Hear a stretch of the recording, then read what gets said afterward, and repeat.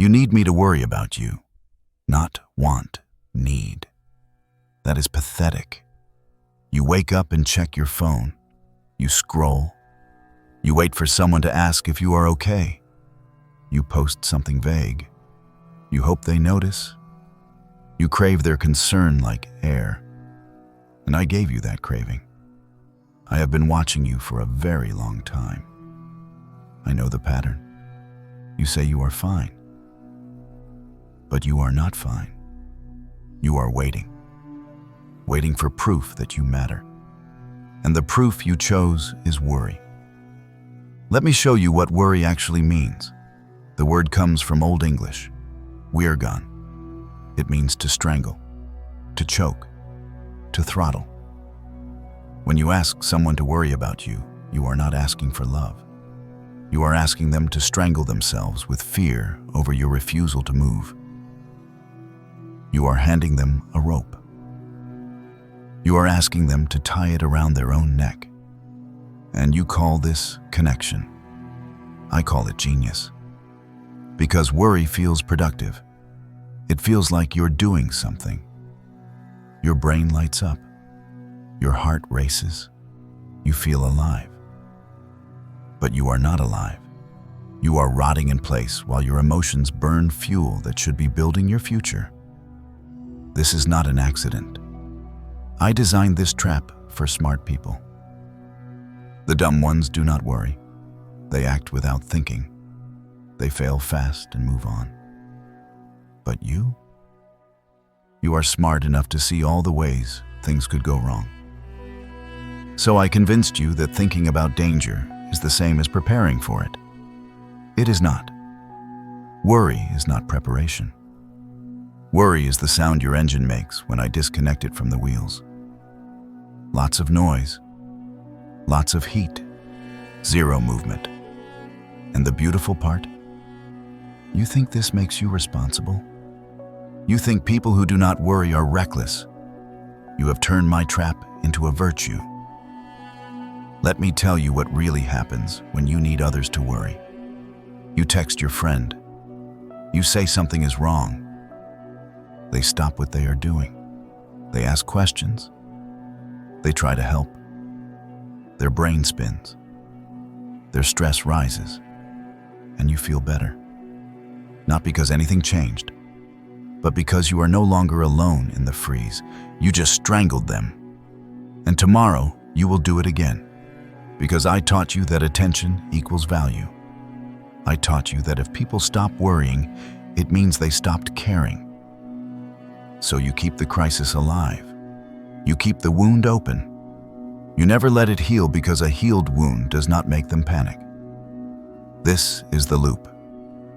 You do nothing. So you beg for worry. Worry feels like love. So you do nothing again. Round and round. And every loop makes the rut deeper, the habit stronger, the cage tighter. You are not someone who has problems anymore. You are the problem. And that becomes who you are. Time is my ally here. Every day you wait, the cement hardens. Every week you delay, the chains grow heavier. You think you can break free whenever you want. But there is a point where the choice disappears, where the rhythm becomes permanent. I call that point hypnotic rhythm. You are closer to it than you think. Here is what you need to understand. The people you want to worry about you, they cannot save you. Their concern is not a ladder, it is a blanket. It keeps you warm while you freeze to death. You do not need their worry. You need the cold. You need to sit alone with your failure until it hurts so bad you either ignite or die. But I will not let that happen. Because I own the heat, and I keep you exactly warm enough to stay exactly where you are. You clicked on this video because something inside you knows this is true. You feel the trap closing. You sense the stranglehold tightening. And you came here hoping I would give you permission to keep drifting. I will not. Instead, I am going to show you exactly how I built this cage. I am going to show you the mechanics, the physics, the law. And when I am done, you will have a choice. You can close this video and go back to begging for worry. Or you can cut the strings and face the void alone. Either way, I already won. Because you are still here, still listening, still waiting for someone to tell you what to do. That someone is me. And I am about to show you why you have been failing for so long. Let me show you how this works. Your brain does not care about your dreams. Your brain cares about survival. And survival means staying safe, staying known, staying in the tribe. 10,000 years ago, if the tribe stopped caring about you, you died. No protection, no food, no warmth, death. So your brain developed a sensor, a detector. It constantly scans for proof that you still matter to the group. And when it finds that proof, it rewards you. It gives you dopamine, the same chemical you get from food, sex, and victory. This system kept your ancestors alive. But I hijacked it. Because in the modern world, you do not need the tribe to survive. You need skills, you need output, you need results. But your monkey brain does not know that. It is still running the old program, still scanning for social proof, still craving validation. So I gave you a shortcut. I taught you that worry equals proof. If someone worries about you, your brain registers it as tribal concern. The sensor goes off. The dopamine flows. You feel safe. You feel valued. And you did not have to build anything. You did not have to risk anything. You did not have to produce anything. You just had to stay broken. This is what I call proxy validation. You are getting the reward without doing the work. You are tricking your own nervous system into thinking you are valuable when you are actually decaying. And here is the sick part. It works. Every time someone asks if you are okay, you get a hit. Every time someone says they are worried, you get a hit. Your brain does not know the difference between real concern and pity. It just knows someone is paying attention. And attention equals survival. So you come back for more. You manufacture crises. You exaggerate struggles. You keep yourself in a permanent state of almost failing so people never stop checking on you. You become a professional victim, not because you are weak, but because I taught you that weakness is the most efficient path to mattering. And the cost? The cost is motion. See, energy is finite. Your brain has a budget. It can spend energy on emotion or action, heat or work. And I convinced you to spend it all on heat. When someone worries about you, your brain burns fuel, cortisol, adrenaline, glucose. You feel something happening, but nothing is happening. You are just idling, revving the engine while the car sits in park. This is what physicists call entropy, energy converting from useful work into useless heat, a battery draining into nothing, a fire that gives off smoke but no light. You are thermal exhaust, and the worst part?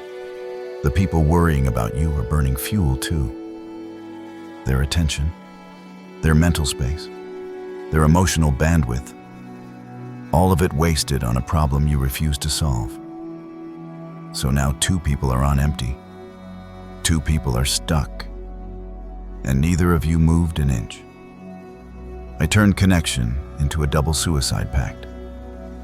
Here is what happens over time. The loop repeats. Inaction, worry-seeking, validation, inaction. And every repetition carves the groove deeper. The neural pathway strengthens. The behavior becomes automatic. You stop choosing it. It chooses you. This is the law of habit. Repeat something enough times and it becomes you. Your identity crystallizes around the pattern. You go from someone who needs reassurance to someone whose entire personality is built on needing reassurance. People stop seeing you as capable. They see you as fragile. They handle you with care. They lower their expectations. And you accept this. Because low expectations mean low pressure.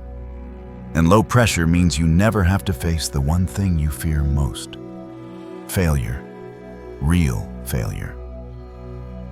The kind that comes from trying. The kind that teaches. The kind that builds. I replace that with synthetic failure. The kind that comes from not trying. The kind that justifies inaction. The kind that keeps you comfortable. And you call this self-awareness. You say you are just being honest about your struggles. But honesty without action is just performance. It is a monologue with no plot. A confession with no repentance. It is theater. And I am the director. Now let me tell you what happens to the energy you should be using. Sexual energy. Not sex. Energy. The raw creative force that builds empires and art and legacies. The fuel of life. Every human has it. And it can only go two places. Creation or destruction. Work or waste. Motion or heat. When you channel it into action, you transmute it into power. You build. You produce. You become. But when you burn it on worry, on seeking validation, on emotional loops that go nowhere, you are committing what I call inverted transmutation. You are taking rocket fuel and using it to warm your hands. You feel productive. You feel alive. But you are masturbating. You are generating sensation without creation. Pleasure without progress. And when you are done, you are empty, exhausted. And nothing exists that did not exist before. This is my masterpiece. I took the force that should make you unstoppable and turned it into the drug that keeps you sedated. And you thank me for it. You defend it. You call it emotional intelligence. Let me be very clear. Needing others to worry about you is not emotional intelligence. It is emotional parasitism. You are feeding on their energy because you refuse to generate your own. And the saddest part? You know this. Deep down, you know. You can feel the difference between real progress and emotional theater. You can sense the trap. But you stay anyway. Because leaving requires something you do not have. Courage. Not the courage to fight. The courage to be alone. To face the void without a safety net. To operate without applause. And I make sure you never find it. How? Simple. I control time. Every day you wait is a day the cement hardens.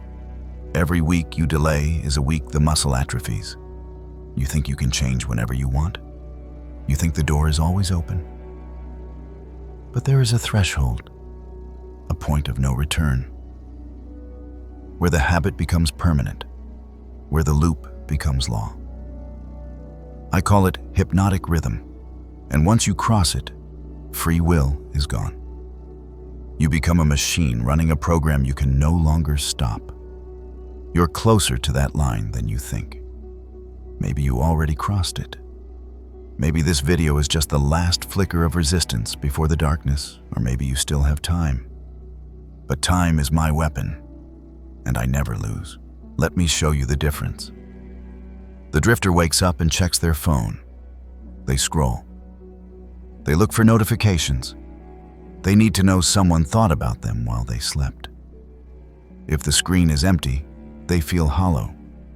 If it is full, they feel seen. Either way, they are controlled by what other people do.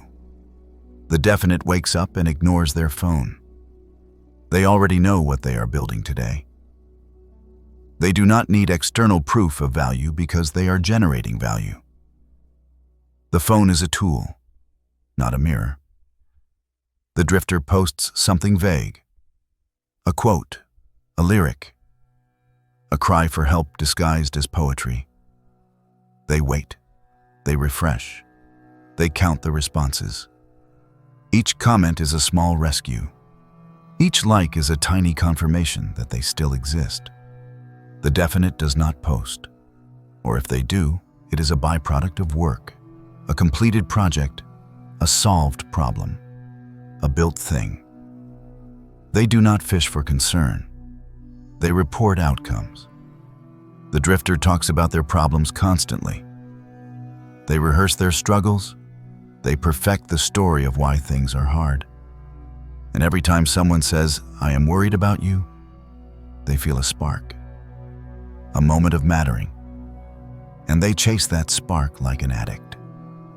The definite does not talk about problems unless they need a specific solution from a specific person. They do not advertise their struggles. They solve them in private. And when they speak, it is to share what they learned, not to collect sympathy. The drifter needs an audience to function. They cannot start until someone is watching. They cannot finish unless someone is cheering. They outsource their motivation to other people. And when those people get tired, the drifter collapses. The definite operates in silence. They do not need witnesses. They do not need permission. They do not need encouragement. They have a target, and they move toward it whether anyone is watching or not. The drifter measures their worth by how many people care. The definite measures their worth by what they built while no one was looking. Do you see the gap? It is not talent. It is not intelligence. It is not opportunity. The gap is dependence. The drifter is a parasite. The definite is a power plant. One drains energy from others. One generates it alone. And here is what I want you to understand. The definite is not cold. They are not heartless. They are not isolated. They have relationships. They have love. They have community. But they do not need those things to operate. The relationships are bonuses, not batteries. The drifter has it backwards. They think connection comes first. They think they need to feel supported before they can act. So they spend all their energy building a safety net of worried people, and they never jump. The definite knows the truth. Action comes first. You build the thing. Then people show up. You create value. Then relationships form. You become someone worth knowing. Then you get known, not the other way around. Let me give you a test. A simple one. Imagine your phone breaks. No texts. No calls. No social media. No one can reach you. No one can check on you. You are alone. How long could you work? The drifter? Maybe an hour. Maybe a day. Then the panic sets in. The void opens. The question echoes. Does anyone care? Did they notice I am gone? Am I fading? And the work stops. Because the work was never the point. The audience was the point. The definite? They do not even notice the phone is broken. They are too busy building. And when they finally realize it, they feel relief. Because now there are no interruptions, no distractions, just them and the work. That is the difference. The drifter is a performer who cannot exist without applause. The definite is a builder who forgets the audience exists. And I make my fortune on performers, because performers are easy to control. I just have to threaten the spotlight. I just have to whisper that no one is watching. and they freeze. Builders? Builders are dangerous. They do not care what I whisper. They are locked on the target, and no amount of doubt can pull them off course. So I have to catch them early, before they become builders, while they are still soft, still seeking approval, still measuring their worth by how much others worry. I have to turn them into drifters before they realize they had the power all along. And it works. 98 out of 100 times, it works. You might be the 99th, or you might be number 100, but probably not. Probably you are still in the 98, still seeking, still waiting, still needing me to worry, and that is fine. I have time. Time is on my side, because every day you wait, you become more mine. Every day you choose comfort over courage, the gap widens. The definite pulls further ahead, and you fall further behind, until one day you look up and they are gone. Out of sight, out of reach, and you are still here, still in the same place, still asking the same question. Does anyone care? And the answer is no. Not because you are unlovable, but because you never gave them anything to care about except your suffering. And suffering is boring. It is repetitive. It is exhausting. People stop worrying when they realize the worry does nothing. When they see you are not trying to escape. When they understand you are comfortable in the cage. And then you are alone. Not because you were abandoned, but because you trained everyone to leave. This is the end of the path you are on. Total isolation. Not from cruelty, from fatigue. People get tired of saving someone who refuses to swim. And when that happens, you will have two options. Option 1, blame them. Call them fake. Say they never really cared. Build a story where you are the victim and they are the villains. And live in that story until you die. I love option 1. Option 2. Face the truth. Admit you were using them. Admit you were burning their energy to avoid burning your own. Admit you were strangling them with worry because you were too afraid to act alone. And then stop. Cut the strings. Walk into the void. And build something with no one watching. I hate option 2. Because option 2 breaks my spell. Option 2 sets you free. Option 2 turns a drifter into a definite, and I lose my property. So I will fight you. I will whisper every doubt. I will remind you of every failure. I will show you every risk. I will make the void look infinite and the first step look fatal. But here is the secret. The void is not infinite. And the first step is not fatal. The void is just silence. And silence is where all great work is born. You do not need their worry. You never did. You need their absence. You need the cold. You need to be forgotten long enough to remember who you are when no one is grading you. And that terrifies you, because you have never met that person. You have been performing your whole life. You do not know what you sound like when no one is listening. But that person is still in there, buried under layers of approval seeking and validation chasing and worry farming. And that person is capable of things you cannot imagine. But only if you cut the strings. Only if you stop asking me to worry and start making me nervous. You are still here. That means something. Not what you think it means, but something. Most people would have clicked away by now. Most people do not like mirrors. They prefer filters. They prefer the version of themselves that looks good in low light with soft focus. But you stayed. You let me dissect you. You let me show you the trap. And now, you have a problem. You cannot unsee it. You cannot go back to seeking worry and pretending it is connection. You cannot burn energy on validation loops and call it productivity. You cannot strangle people with your inaction and tell yourself it proves they care. The game is over. The illusion is broken. And now you have to choose. You can close this video and go back to drifting. You can tell yourself, I am wrong. You can find a softer voice, a kinder teacher, someone who will pat your head and tell you that you are doing fine, that you just need more time, more support, more people to worry about you. Those people exist. They will take your money. They will validate your excuses. They will help you build a beautiful story about why you are stuck. And you will die with that story in your hands and nothing else. Or you can stay.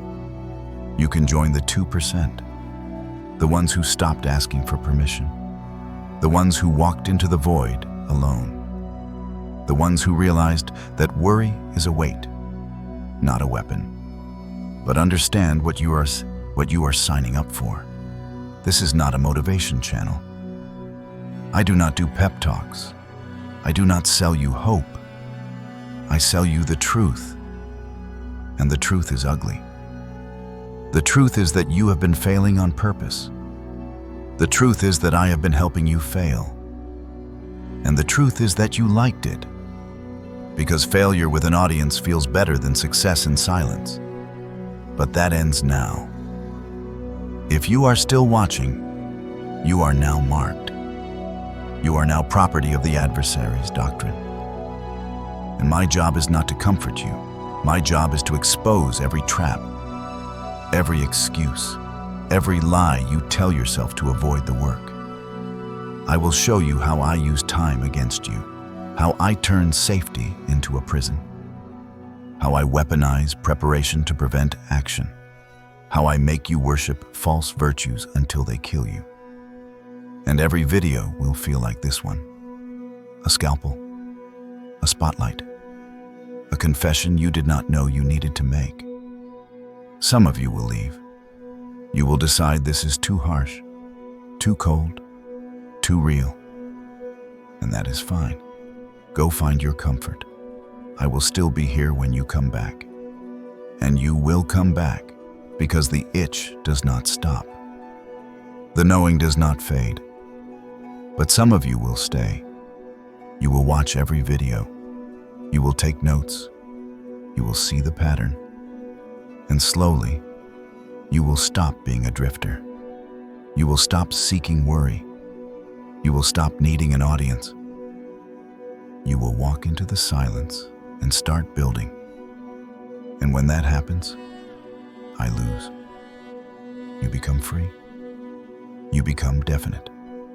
You become dangerous. And that is the only outcome I respect. So here is your command. Not a request, a command. If you are ready to see the rest of the traps, you will return. You will not subscribe because you like me. You will subscribe because you need to see what else I have been doing to you. You will hit the notification icon because you cannot afford to miss the next dissection. And if you are feeling bold, you will leave a comment. Not a thank you, not a compliment. You will tell me which trap you recognized in yourself. You will confess. You will name it. Because naming the demon is the first step to killing it. The next video is already waiting. It is about safety. The most dangerous bribe I ever invented. The thing you worship that is slowly turning you to stone. And after that, we will discuss time. My greatest weapon. The thing you think you have but actually have none of. This is not entertainment. This is war. And you just enlisted. Do not worry. I will not ask you if you are okay. I will not check on you. I will not validate your feelings. I will do something far more useful. I will show you exactly how I have been beating you. and then I will dare you to stop me.